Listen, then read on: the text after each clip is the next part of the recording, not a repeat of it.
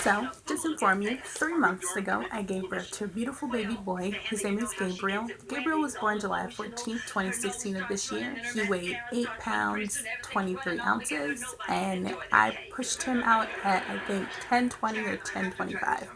I started preparing to push at 8 o'clock, and he didn't come out until, I think it was 10:20 or 10:25. Gabriel was born on his due date, so the week of preparing for him, he was born on a Thursday, which was July 14th, the week of preparing for him, that whole week, I began nesting, and that's just basically when a woman prepares for her baby. I started cleaning a lot. I also started, getting his bassinet and stuff ready, getting his baby monitors ready, setting out clothes and outfits that I wanted him to have for the week, even like repacking my baby bag, like organizing it, taking things out, putting things back in there, like every day, like throughout that whole week. So that Monday, I was having a lot of Braxton Hicks contractions. I was having some, he was kicking a lot and he was rolling over, rolling inside of my belly.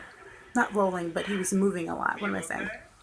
Then on Tuesday, I started having some small spotting. I called the doctor's office to let them know about that, and they told me, they asked me, did your water happen to break? And I said no. And they asked me, are you having any contractions? And I said, just the Braxton Hicks contractions. And Braxton Hicks contractions don't feel like regular contractions. They feel more of like as if you ate something and your body just feels really full. It just starts to tighten. It's not, to me, it's not painful. It just feels tight as if I'm full and I'm stuffed. And I told her, that I was having those.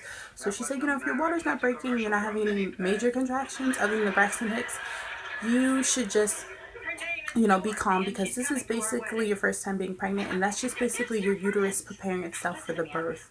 So Wednesday, I started having these weird pains in my stomach. I think it was because of the way that I was laying down. I was laying down on the couch and I was laying down on the side. And I remember my friend, who was the godmother of my child, she was, I had told her about it, and she was like, try not to drive too much, because I was driving the whole pregnancy, driving my grandmother around consistently. And I remember sinking down in my seat that day, and I was like, I can't do this anymore. So I called my son's father up, and I told him, I was like, hey, I think I'm just gonna drive to your house, and we're just gonna, go to the hospital that way. And he was like, that's perfectly fine. I wanted you to do that anyway. I don't think you should be consistently driving. So I was still having the spotting. I felt like they were getting a little bit heavier. And like I said, the doctor, she told me, don't worry if my water hasn't broken or if I'm not having any major contractions, not to worry about it. So the pain went away because I think it was the way that I was laying down. So I get my baby bag.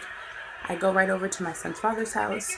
We're preparing for everything because, like I said, I had this gut feeling that my son was going to be he was going to be born on his due date, which was that Thursday. So probably it's 12 o'clock and I start feeling, the Braxton Hicks contractions. I would say probably around like 3:30 going to 4 o'clock is when I started feeling major contractions. My stomach is feeling really weird, as if I'm having like period cramps. So I wake my son's father up and I tell him, and he's like, okay, let's get ready to go to the hospital. And he was like, did she say to go to the hospital when you're feeling contractions or when your water breaks? And I said, no, once I'm feeling contractions, that's when we need to go.